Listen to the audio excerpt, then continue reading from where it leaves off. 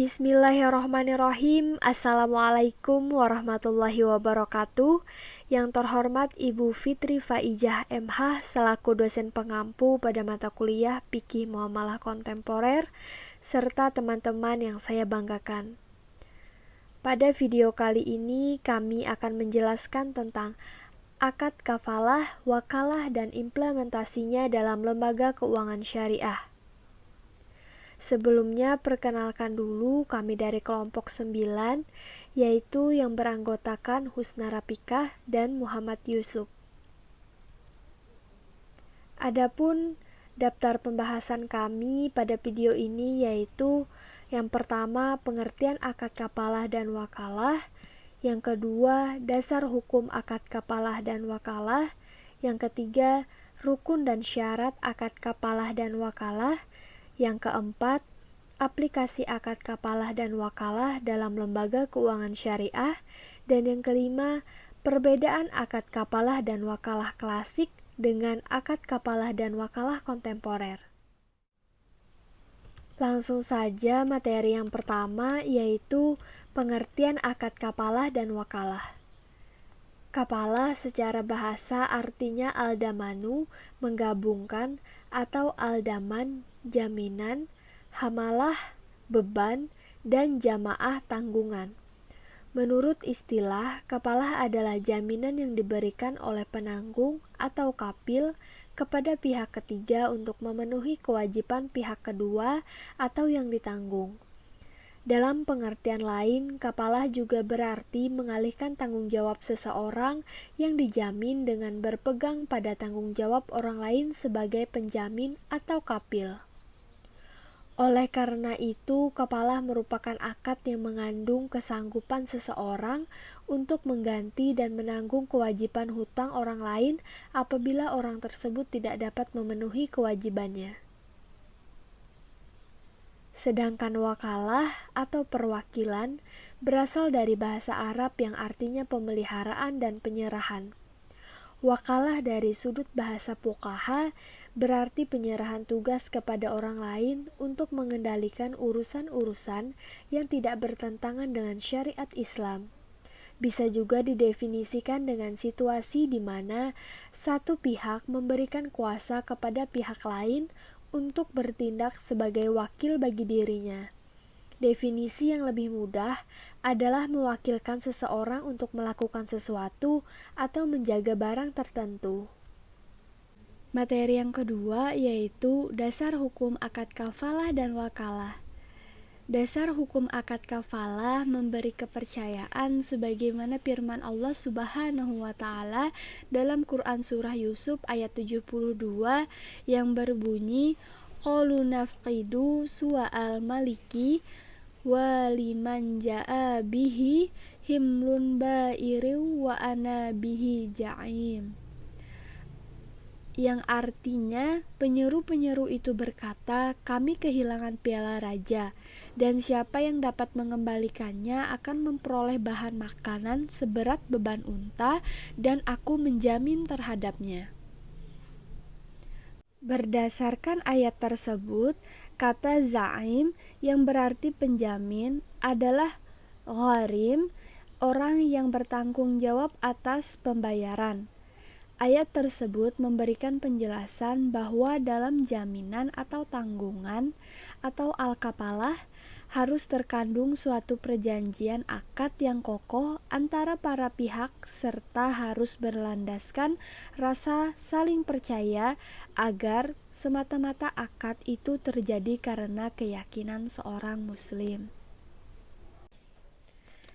Yang kedua, dasar hukum pelaksanaan wakalah terdapat dalam Quran Surah Al-Kahfi ayat 19 yang berbunyi wa kadzalika ba'asnahum liyatasaalu bainahum qala qailum minhum kam labistum qalu labisna yauman aw ba'da yaum qalu rabbukum a'lamu bima labistum fab'asu ahadakum biwarikikum hazihi ilal madinati falyanzur ayyuha azka ta'aman falyatikum birizkim minhu wal yatalattaf wala yushiranna bikum ahada,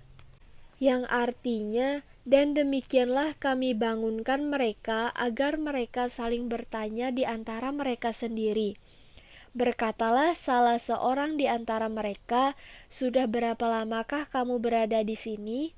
Mereka menjawab, "Kita berada di sini sehari atau setengah hari." Berkata lagi yang lain, "Tuhan kamu lebih mengetahui berapa lamanya kamu berada di sini.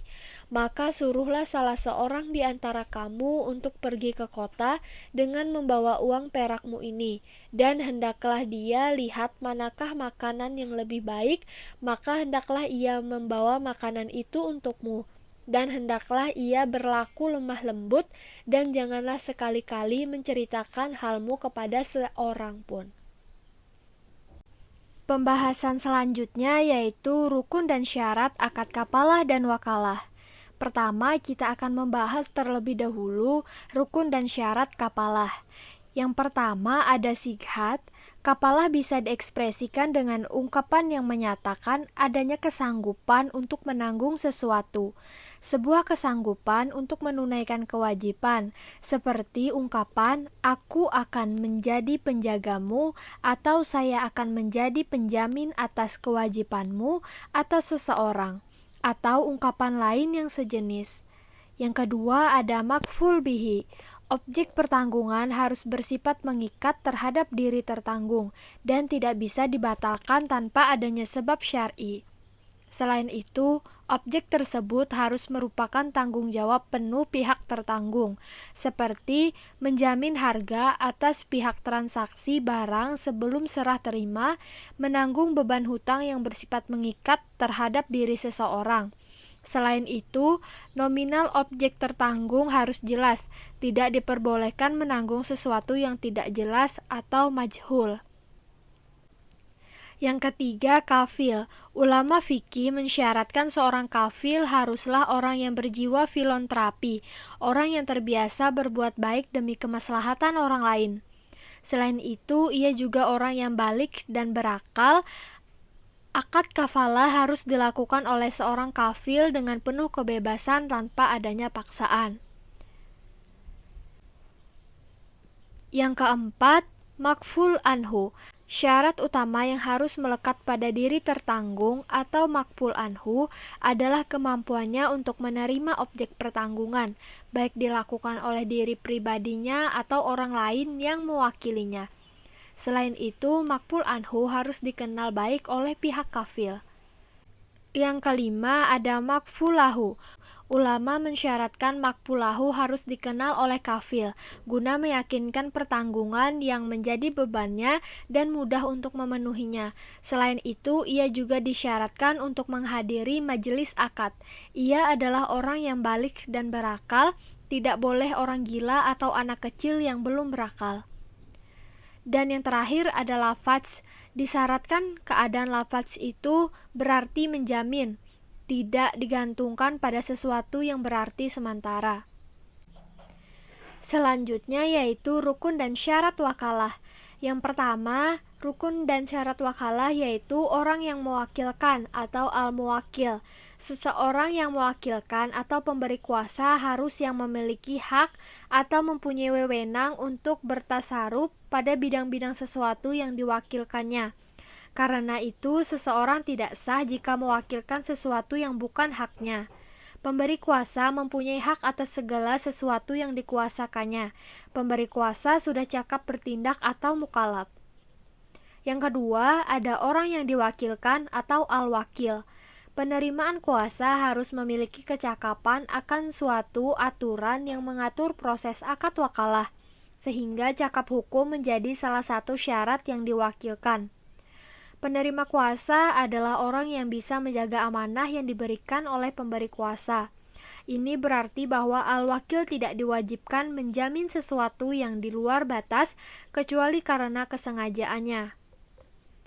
Yang ketiga, ada objek yang diwakilkan. Objek harus berbentuk pekerjaan yang pada saat dikuasakan adalah merupakan pekerjaan yang seharusnya dikerjakan pemberi kuasa atau al-muwakil, sehingga tidak sah mewakilkan suatu pekerjaan yang bukan haknya. Pekerjaan yang dikuasakan harus jelas spesifikasi dan kriterianya, meskipun hanya dari satu tinjauan. Objek harus dari jenis pekerjaan yang boleh dikuasakan pada orang lain. Yang keempat ada sighat atau ijab kabul. Bahasa dari pemberi kuasa harus mewakili kerelaannya menyerahkan kuasa kepada al-wakil, baik berbentuk sharih atau jelas, maupun kinayah atau tersirat atau sindiran dan dapat ditafsirkan berbeda. Dari pihak penerima kuasa atau al-wakil hanya cukup menerima, qabul, meskipun tidak ada ucapan ataupun tindakan. Bahasa penyerahan kuasa tidak dikaitkan dengan syarat tertentu. Sigat wakalah boleh dengan pembatasan masa tugas al-wakil seperti dalam tempo seminggu atau sebulan. Materi selanjutnya yaitu aplikasi akad kafalah dan wakalah dalam lembaga keuangan syariah yang akan dibahas oleh Muhammad Yusuf. Aplikasi kafalah dalam lembaga keuangan syariah. Adapun pelaksanaan kafalah dalam lembaga keuangan syariah sebagai berikut. Yang pertama, bank garansi.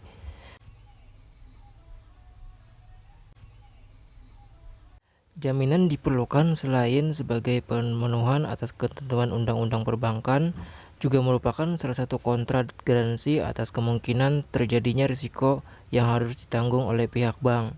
Karena menurut pandangan Islam, jaminan merupakan ketentuan yang disyariatkan. Dapat disimpulkan bahwa risiko adalah sesuatu yang harus diperhitungkan karena bank sebagai lembaga intermediasi tidak hanya mengelola dana yang ada padanya tapi juga dana masyarakat yang harus dikembalikan. Selain nantinya akan menjadi alat pemenuhan kewajiban jika nasabah tidak mampu membayar kewajibannya. Bank garansi adalah persetujuan dari bank untuk mengikat diri pada penjamin selama waktu dan syarat-syarat tertentu hingga yang dijamin mampu memenuhi kewajibannya. Garansi ini berupa sejumlah uang yang diserahkan kepada pihak yang dijamin bila tidak mampu membayar hutangnya kepada pihak lain. Macam-macam bank garansi adalah garansi pelaksanaan, pemeliharaan, penawaran, dan uang muka. Bentuk-bentuk garansi ini diterapkan sesuai ketentuan dan syarat yang telah ditetapkan oleh bank.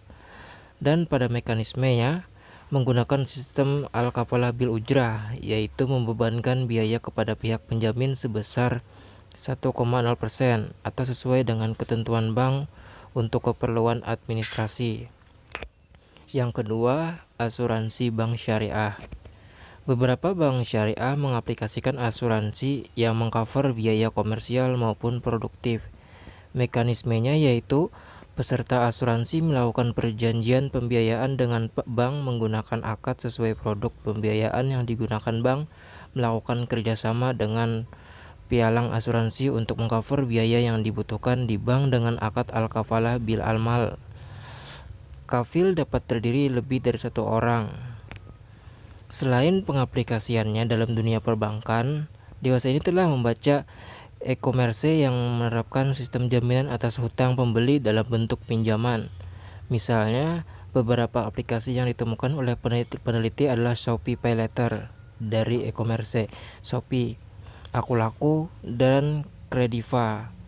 Penerapan kafalah dalam beberapa aplikasi ini menggunakan ujrah yang rendah, yang nantinya akan dibayarkan jika pembeli sebagai maf'ul anhu dapat melunasi hutangnya. Dengan demikian, sistem ini merupakan al-kafalah bil almal atau berbasis penambahan ujrah. Yang ketiga, kartu Indonesia Sehat. Sistem al-kafalah dalam mekanisme peminjaman kartu Indonesia Sehat atau KIS merupakan al-kafalah bi an-nafs yang paling murni dan sesuai dengan mekanismenya asli al-kafalah yang diterapkan pada zaman Nabi. Hal ini dikarenakan tidak adanya ujrah maupun biaya tambahan yang dikenakan pada pihak maf'ul anhu. Bahkan pihak kafil secara sukarela menjamin pembayaran seluruh biaya kesehatan milik ma'ful anhu. Demikian al-kafalah seharusnya diterapkan sesuai asas tabaruk atau tolong menolong, bukan tawadu atau bil iwad. Selanjutnya, fatwa DSN MUI mengenai kafalah. Adapun fatwa-fatwa DSN MUI yang membahas tentang kafalah, diantaranya yang pertama, Fatwa Dewan Syariah Nasional nomor 11 DSN MUI 4 2000 tentang kafalah. Yang kedua, Fatwa Dewan Syariah Nasional nomor 57 DSN MUI 5 2007 tentang letter of credit dengan akad kafalah bil ujrah. Selanjutnya, aplikasi wakalah dalam lembaga keuangan syariah. Wakalah dalam aplikasi perbankan terjadi apabila nasabah memberikan kuasa kepada bank untuk mewakili dirinya melakukan pekerjaan jasa tertentu, seperti pembukuan letter of credit import syariah dan letter of credit export syariah, inklaso dan transfer uang, penitipan, anjak piutang atau factoring, wali amanat, investasi redaksana syariah, pembiayaan rekening koran syariah, asuransi syariah. Bank dan nasabah yang dicantumkan dalam akad pemberian kuasa harus cakap hukum. Selanjutnya, fatwa DSN MUI mengenai wakalah. Adapun fatwa-fatwa DSN MUI yang membahas tentang wakalah, diantaranya yang pertama, Fatwa Dewan Syariah Nasional nomor 34 DSN MUI 9 2002 tentang letter of credit import syariah. Yang kedua, Fatwa Dewan Syariah Nasional nomor 10 DSN MUI 4 2000 tentang wakalah. Yang ketiga, Fatwa Dewan Syariah Nasional nomor 52 DSN MUI 3 2006 tentang akad wakalah bil ujrah pada asuransi dan reasuransi syariah. Yang keempat, Fatwa Dewan Syariah Nasional nomor 35 DSN MUI 9 2002 tentang letter of credit ekspor syariah. Selanjutnya, perbedaan akad kafalah dan wakalah klasik dengan akad kafalah dan wakalah kontemporer. Kafalah dan wakalah klasik mengalami kodifikasi dalam penerapannya pada kafalah dan wakalah kontemporer, di mana pada kafalah dan wakalah klasik, pengaplikasiannya yang digunakan untuk membantu dan menolong orang yang sedang kesusahan dengan cara menjamin jiwa atau harta ataupun utang piutang dari orang yang sedang kesusahan. Sedangkan pada lembaga keuangan syariah akad kafalah dan wakalah pada saat ini diimplementasikan bersamaan dengan ujrah atau upah yang diperoleh atas jasa yang diberikan. Sekian video presentasi dari kami mengenai akad kafalah, wakalah dan implementasinya dalam lembaga keuangan syariah. Mohon maaf jika ada salah kata dan kekurangan. Sekian dari kami. Wassalamualaikum warahmatullahi wabarakatuh.